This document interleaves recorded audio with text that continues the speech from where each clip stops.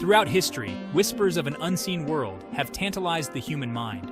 These whispers, often perceived as subtle sounds or clear voices, hint at a realm beyond our ordinary senses. This is the realm of clairaudience, the purported ability to hear beyond the physical.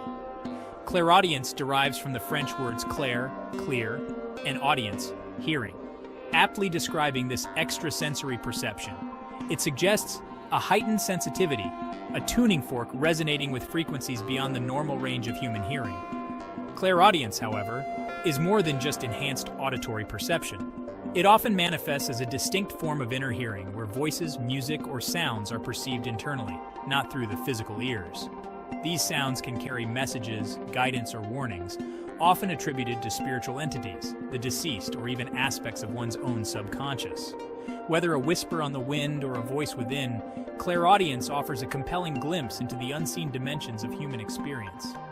The historical roots of clairaudience are deeply entwined with mysticism, religion, and spirituality across cultures. Clairaudience, far from being a modern phenomenon, resonates deeply with the ancient world. Ancient cultures were particularly attuned to the unseen, often perceiving the divine through the rustling of leaves, the crashing of thunder, or the whispers of the wind.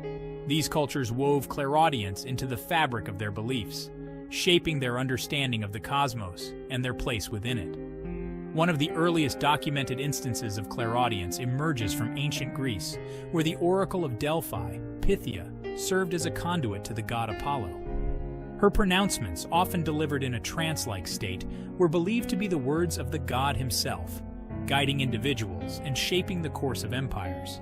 Similarly, in ancient Rome, the practice of augury, interpreting the flights and calls of birds, relied heavily on clairaudient interpretations. These interpretations, believed to reveal the will of the gods, influenced everything from political decisions to military campaigns. Beyond the Mediterranean, ancient Egyptian priests also cultivated clairaudience, seeking guidance from the gods through dreams and visions.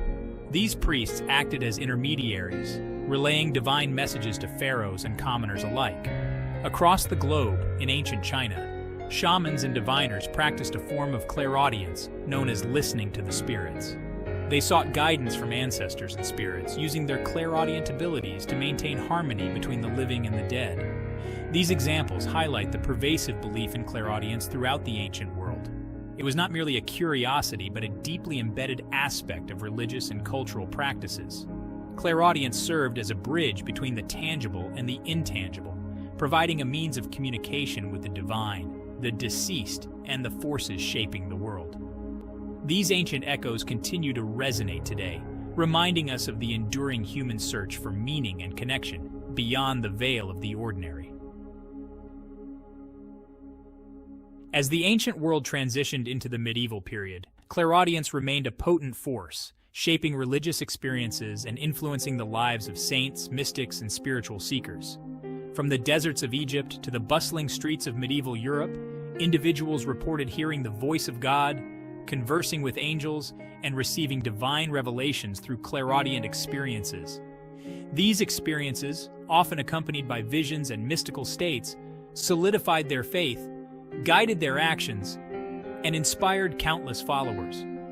One of the most well-known figures associated with clairaudience is Joan of Arc, the young peasant girl who claimed to hear the voices of Saint Michael, Saint Catherine, and Saint Margaret. These voices, she asserted, instructed her to lead the French army against the English, ultimately changing the course of the 100 Years' War.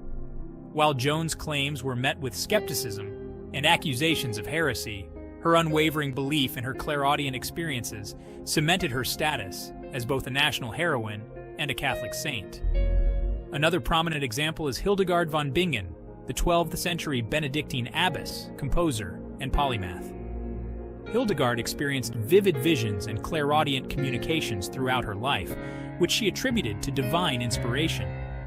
She documented her experiences in theological treatises and musical compositions, becoming a respected figure in both religious and intellectual circles. Hildegard's life and work exemplify the profound impact clairaudience could have on an individual's spiritual journey and creative output. From the early days of Christianity to the rise of Sufism, clairaudience continued to weave its way through various spiritual traditions. Islamic mystics, known as Sufis, often reported hearing the divine voice or experiencing inner sounds during their meditative practices. These experiences, perceived as signs of spiritual awakening, guided their journey towards union with the divine. The enduring presence of clairaudience throughout history, across diverse cultures and religions, underscores its significance as a persistent aspect of the human spiritual experience.